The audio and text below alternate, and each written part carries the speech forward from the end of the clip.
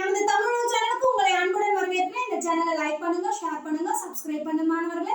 அப்பதான் நான் போடுற வீடியோல உங்களால உடனுக்குடன் பார்க்க முடியும் மாணவர்களே. வகுப்பு 9 இயல் 3 கற்கண்டு தொடர் இலக்கணம் ஆகுபெயர். தொடர் இலக்கணத்தை பத்தி பார்த்துட்டோம். இன்றைய வகுப்புல ஆகுபெயர்னா என்னன்னு பார்க்க போறோம்.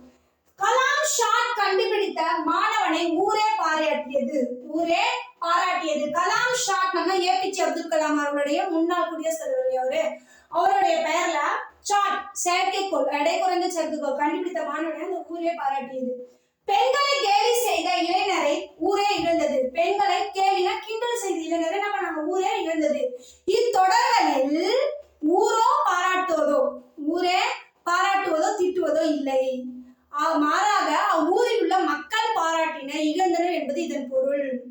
ஊர் என்னும் பெயர் ஊரில் உள்ள மக்களுக்கு ஆகி வந்தது. அதனால இது இடவாகு பெயர் எனப்படும். இடவாகு பெயர் எனப்படும். இப்ப ஆகு பெயர் என்றால் என்னன்னு கேட்பாங்க தேர்வுல. ஒன்றின் இயற்பெயர் அதனோடு தொடர்புடைய மற்றொன்றிற்கு தொன்று தொட்டு ஆகி வருவது ஆகு பெயர் எனப்படும். ஒன்றின் இயற்பெயர் அதனோடு தொடர்புடைய, ஒன்றோட இயற்பெயருக்கும் அதனோடு தொடர்பு இருக்கும், மற்றொன்றிற்கு தொன்று தொட்டு ஆகி வருவது ஆகு பெயர் எனப்படும். ஆகு பெயர் மொத்தம் 16 வகைப்படும். அதுல சிலது குறிப்பிட்ட நம்ம பார்க்க போறோம். கேட்கலாம், ஆகு பெயர் டேஷ் வகைப்படும்னா 16 வகைப்படும்.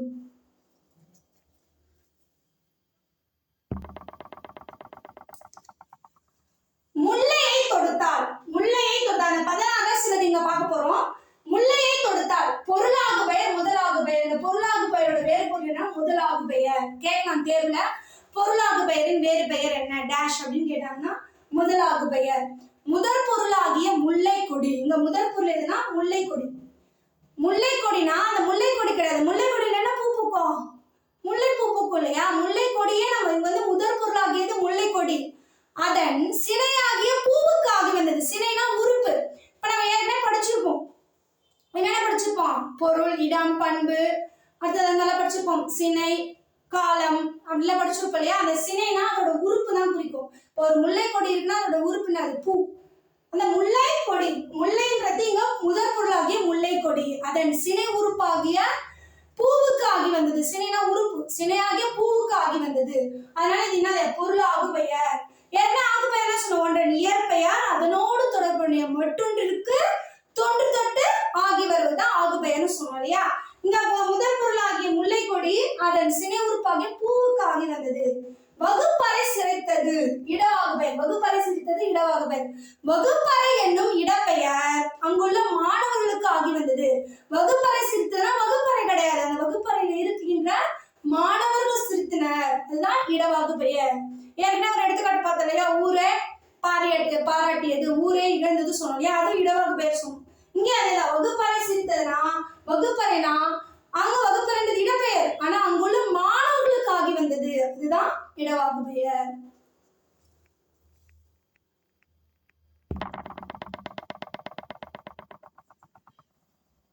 கார் அறுத்தான் காலவாகு பெயர். இதுக்கு என்னன்னா காலவாகு பெயர். கார் என்னும் அதாவது கார்னா அந்த காலத்தை குறிப்பது. மழைக்காலம் அப்படிலாம் சொல்லுவோம் இல்லையா?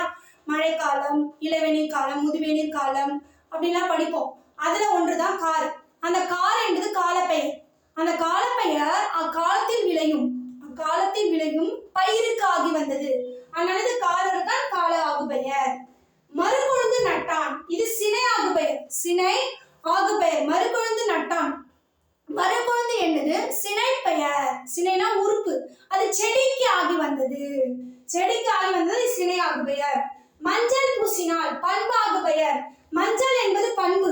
ஏன்னா பண்புனா என்னென்ன? நிறம், அதாவது கலர்ஸை குறிக்கும். சுவை, அதாவது இனிப்பு சுவை, கசப்பு சுவை அதை குறிப்பது. அளவு, மெஷர்மெண்ட், வடிவம், ஷேப்ஸ், இதெல்லாம் குறிப்பிட்டா பண்பாகு பெயர்னு சொல்லுவோம் இல்லையா?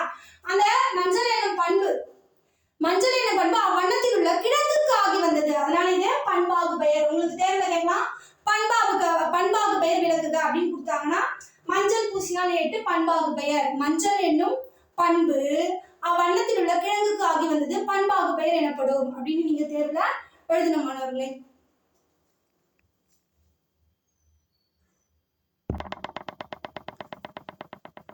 வற்றான் தின்றான் தொழிலாகு பெயர். வற்றல் என்பது இதுல தொழிற்பெயர். வற்றல் என்னும் தொழிற்பெயர். வற்றிய உணவுப் பொருளுக்கு ஆகி வந்தது. வானொலி கேட்டு மகிழ்ந்தனர். கருவி ஆகுபெயர். வானொலி என்னும் கருவி பெயர். அதன் காரியமாகி நிகழ்ச்சிகளுக்கு ஆகி வந்தது. பைங்குள் வளர்ந்தது. காரிய ஆகுபெயர். காரிய ஆகுபெயர். காரிய ஆகுபெயர். இதுல கூழ் என்னும் காரியம் அதன் கருவியாகிய பயிருக்கு ஆகி வந்தது. அதனால இது என்னது? காரிய ஆகுபெயர். தொழிலாகு பெயரா உங்களுக்கு தேர்வுல கேட்கலாம். இப்ப நான் 1-2 எடுத்துக்காட்டு தரேன். அதே மாதிரி எல்லாம் கேட்டாலுமே நம்ம தெளிவா படிச்சு எழுதிக்கணும். தொழிலாகு பெயரை எடுத்துக்காட்டுடன் விளக்குக அப்படின்னு சொன்னாங்கன்னா வற்றல் தின்றான் அப்படின்னு எழுதிட்டு இது தொழிலாகு பெயர். வற்றல் என்னும் தொழிற்பெயர். வற்றிய உணவுப் பொருளுக்கு ஆகி வருவது தொழிலாகு பெயர் எனப்படும் என்று எழுதணும் மாணவர்களே.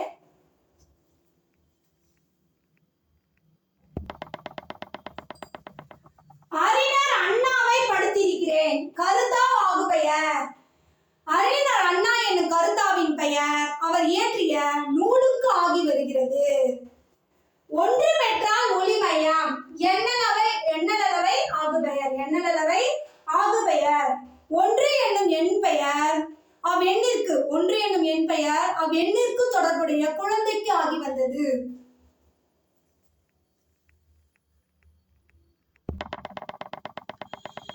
2 கிலோ கொடு.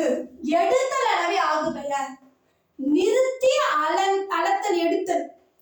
அளத்தல் எடுத்தல் என்னும் அளவை பெயர் அவ்வளையுள்ள பொருளுக்கு ஆகி வந்தது. 1/2 லிட்டர் வாங்கு. முகத்தல் அளவை ஆகுபெயர். முகத்தல் அளவை ஆகுபெயர். முகந்து அளக்கும் முகத்தல் அளவை பெயர் அவ்வளவில் உள்ள பொருளுக்கு ஆகி வந்தது. 5 மீட்டர் வெட்டினான். மீட்டல் அளவை ஆகுபெயர்.